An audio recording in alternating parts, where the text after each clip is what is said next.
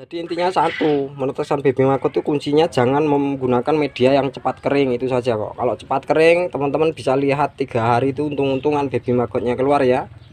Nah insya Allah teman-teman ya, bagi teman-teman yang subscribe channel ini, nanti insya Allah kalau ada kesempatan saya akan buatkan video dari awal hingga akhir ya. Maksudnya dari awal penetasan hingga akhir, hingga menjadikan lalat, itu nanti saya akan buatkan video yang saya rangkum dalam satu video.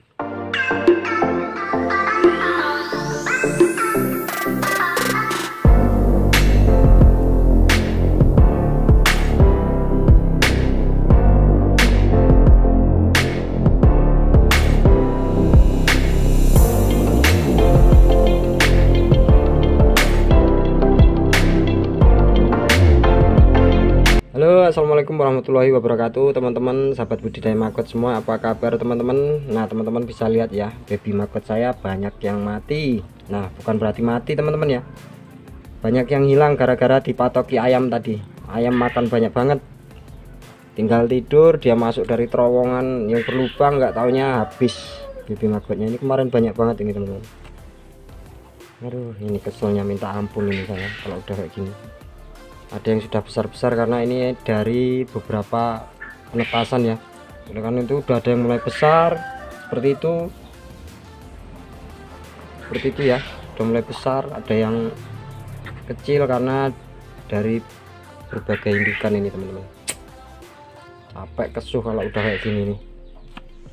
Cuman mau gimana lagi teman-teman ya, udah dimakan kenyang, bangun tidur tinggal kenyangnya, tinggal perginya ayamnya. Habis dicakari ini bekasnya nggak karu-karuan nih, sampai samping-samping.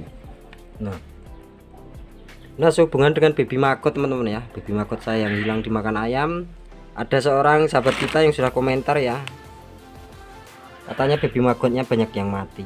Nah itu insya Allah kalau bagi saya, kalau baby maggot mati di awal saat setelah penetasan itu hal yang aneh ya.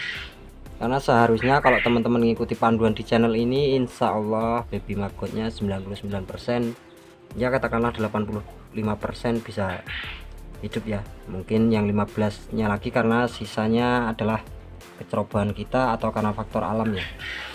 Nah teman-teman, penyebab baby maggot mati kira-kira apa kalau menurut teman-teman ya? Itu hal yang aneh bagi saya ya, bukannya saya sok pinter teman-teman ya. Saya akan berbagi sama teman-teman. Mungkin teman-teman di sini saat melihat video pertama kali ya, saya sudah katakan di video saya yang sebelumnya, baby maggot itu kalau penetasan, kalau bisa teman-teman silahkan ikuti panduan di channel saya ini ya, insya Allah akan sangat aman sekali. Yang pertama, usahakan media penetasan teman-teman itu jangan yang tanggung-tanggung basahnya, jangan yang tanggung-tanggung keringnya. Nah sebagai contoh seperti ini teman-teman ya, kalau mau budidaya itu, kalau dalam pengamatan saya berulang kali menetaskan telur maggot BSF atau telur lalat BSF, itu kalau bisa jangan membuat media penetasan yang terlalu kering atau yang satu bahan seperti halnya dedak fermentasi. Ini bukannya saya menggurui channel lain yang memposting fermentasi ya. Kalau bagi saya fermentasi itu saya singkirkan ya. Saya nggak mau pakai fermentasi karena apa, sudah sering saya jelaskan di situ ya.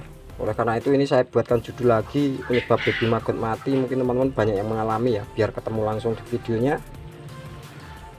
Penyebab baby maggot mati itu cuma satu teman-teman ya. Misalnya teman-teman tidak pernah membolak-balikannya ya, yaitu kekeringan media pakan. Itu pasti itu. Jadi logikanya seperti ini, kalau teman-teman nonton dari awal istilahnya, cara mendatangkan lalat BSF, dia Yakult, Royco, tambahkan gula sama dedak, kemudian difermentasi. Oke silakan teman-teman ya, nggak apa-apa seperti itu. Nah kemudian teman-teman udah dapat lalatnya. Nah setelah dapat lalatnya bertelur ya, dari satu klaster istilahnya. Satu indukan itu satu klaster katanya ya, tapi pada faktanya kalau menurut saya satu klaster tuh kalau dikasih attract dan media bertelur tuh banyak sekali indukan yang bertelur di satu klaster, itu enggak selalu satu indukan ya. Misalnya teman-teman katakanlah dapat satu klaster ya, terus teman-teman tetaskan pakai itu tadi fermentasi. Lah fermentasi itu silahkan coba dianalisis sendiri teman-teman ya, namanya dedak saja, Yakult, Royco dan gula itu nanti timbulnya aromanya seperti tape. Silahkan teman-teman lihat ya, 2 hari itu sudah mulai mengering itu. Hanya sangat sedikit kelembapannya itu, dan bahkan 3 hari saya jamin udah lebih mengering lagi.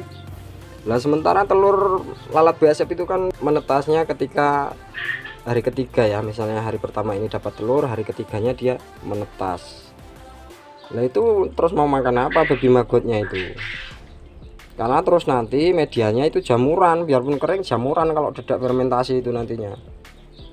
Biasanya dia jamuran keringnya, kering, mengeras sekali. Kalau misalnya dia ditumpuk ke atas itu terasa banget, luarnya keras sekali.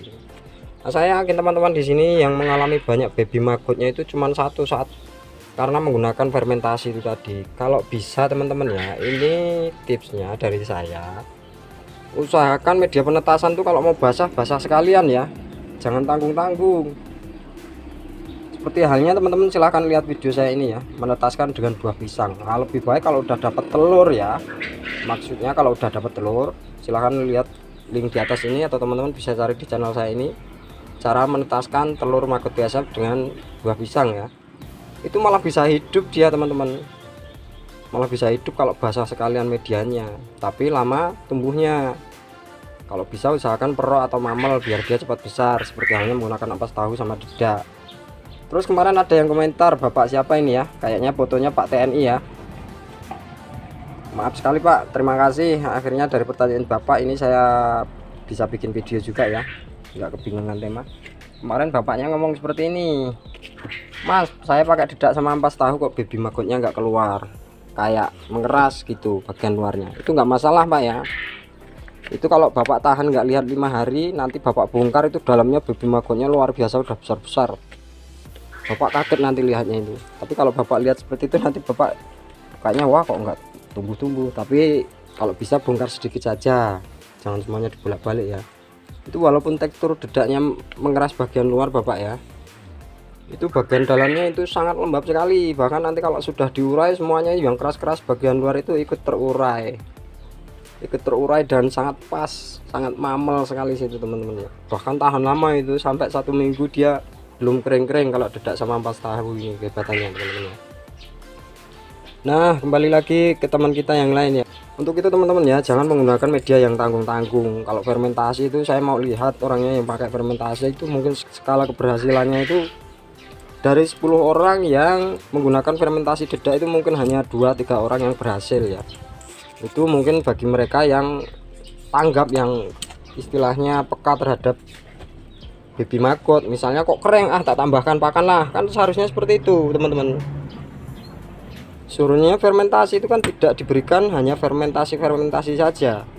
Ketika dia mulai akan mengering ya, akan mengering. Kalau sudah terlihat mengering tuh terlambat, nanti penanganan baby maggotnya banyak yang mati ya. Terlihat akan mengering, silahkan tambahkan pakan lagi di situ, apa pisang matang busuk yang ditimbun di itu ya, biar baby maggotnya yang tertimbun. Nah ini teman-teman bisa lihat ya, lalat BASF liar ini kita kalau udah budidaya ini, lalat ini datang sendiri, dia mencium aroma. Nah mau bertelur dia mencium aroma buah-buahan busuk teman-teman. Itu teman-teman yang mau mancing silahkan pakai buah-buahan busuk. Nah kembali lagi teman-teman ya, kalau teman-teman cuman pakai fermentasi, mengandalkan fermentasi untuk baby maggotnya makan ya mati, saya jamin mati. Karena fermentasi itu apalagi dalam 5 hari, aduh udah kering banget itu, aromanya hilang. Karena sekali lagi saya tegaskan sama teman-teman ya, fermentasi itu digunakan aromanya, tidak digunakan dedaknya kalau versi saya ya. Kalau silahkan teman-teman yang punya pengalaman, enggak saya gunakan fermentasi memang untuk pakan, waduh itu sangat jelek sekali ya pertumbuhan maggotnya, nanti misal tumbuh pun kerdil itu. Sekalian teman-teman kalau mau membesarkan ya pakai buah kayak gini. Kalau misalnya ada dedak sama ampas tahu ya silahkan gunakan, tuh bagus juga, asal diatur kepadatannya ya. Kalau terlalu padat juga nanti banyak yang kerdil teman-teman ya. Ini besar kecil ini karena dari berbagai media penetasan, bukan satu klaster ya. Satu klaster itu kan dikit isi telurnya. Ini saya bolak-balik ini karena atasnya panas teman-teman ya, atap saya ini panas kalau siang.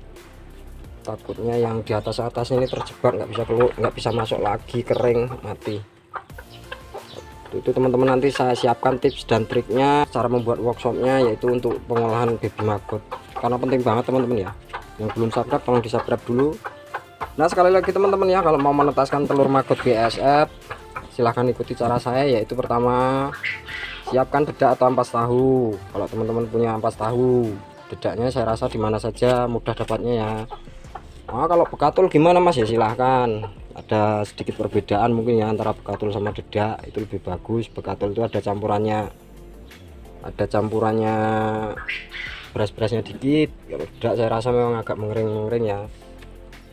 Campurkan dedak sama ampas tahu. Terus cara pencampurannya gimana mas, silahkan lihat video saya yang ini ya, yang di atas ini. Nah itu tunggu teman-teman, misalnya dia sudah mentas, tunggu sampai 5 hari. Misalnya teman-teman dapat telur hari ini, tunggu sampai 5 hari. Nah hari kelima itu silahkan dibongkar ya, nggak bakal mati itu, biarpun luarnya mengeras ya. Itu teman-teman akan kaget lihat pertumbuhan baby maggotnya, itu sangat besar-besar itu kalau hari kelima teman-teman tahan nggak buka aja itu. Nah kalau yang nggak punya ampas tahu, silahkan teman-teman ya tetaskan langsung pakai buah, pisang yang matang atau bahkan yang busuk ya. Taruh media penetasannya di atasnya, atau silahkan lihat video saya yang tadi. Kalau enggak, di belakang video ini akan saya siapkan teman-teman ya. Jadi intinya satu, menetaskan baby maggot itu kuncinya jangan menggunakan media yang cepat kering, itu saja kok. Kalau cepat kering teman-teman bisa lihat 3 hari itu untung-untungan baby maggotnya keluar ya. Bahkan kita melihatnya saja susah. Kalau teman-teman pakai media yang lonyot yang agak busuk sekalian malah enak banget, 2 hari udah bisa dilihat itu baby maggotnya ya. Biasanya kalau media yang basah itu mereka berkedip-kedip ya. Kalau teman-teman pakai kamera di zoom itu kelihatan banget baby maggotnya. Kalau teman-teman pakai dedak, apalagi dedak itu ada sejenis kayak debunya itu, waduh kita bingung membedakan mana dedaknya mana baby maggotnya, bahkan nggak kelihatan, mati dia saja, mati. Kalau untuk media berjamur itu apa benar-benar membuat maggot mati, itu saya kurang tahu teman-teman ya. Yang setahu saya kalau menggunakan dedak sama ampas tahu itu memang seperti akan jamuran, bahkan di bagian luarnya itu seperti ada jaring laba-labanya, tapi itu tidak membuat baby maggot ini mati. Ketika baby maggot mulai tambah besar itu nanti diurai sangat bagus sekali teman-teman, nggak masalah ya. Yang penting ya kalau teman-teman menemukan ampas tahu yang sudah jamuran warna hijau ya kalau bisa disingkirkan saja seperti itu ya. Gunakan ampas tahu yang masih bagus atau yang baru teman-teman ya. Nah insya Allah teman-teman ya, bagi teman-teman yang subscribe channel ini, nanti insya Allah kalau ada kesempatan saya akan buatkan video dari awal hingga akhir ya. Maksudnya dari awal penetasan hingga akhir, hingga menjadikan lalat, itu nanti saya akan buatkan video yang saya rangkum dalam satu video. Insya Allah teman-teman nanti akan saya siapkan anti kesalahannya di situ ya. Jadi saya ini maklum masih juga tahap belajar, jadi intinya segala kesalahan saya nanti akan saya perbaiki dalam saya membuat video yang teman-teman insya Allah nantinya nggak bakal ikut salah di situ ya. Untuk itu yang belum subscribe silahkan subscribe teman-teman ya, karena di vlog saya yang lain ada yang ngomong itu mas ini pertanyaannya siapa tadi ya, bagi saya yang sulit itu menjadikan saat prepupa menuju ke lalat, kalau nggak salah seperti itu padahal menurut saya hal yang paling mudah teman-teman ya. Bahkan bisa saya katakan 99% ketika sudah menjadi pupa itu bisa dipastikan menjadi lalat. Insya Allah teman-teman ya, doakan diberi kesehatan selalu dan murah rezeki. Untuk teman-teman yang sudah subscribe, saya doakan rezekinya melimpah ruah. Jangan lupa bunyikan tanda lonceng. Terima kasih. Assalamualaikum warahmatullahi wabarakatuh.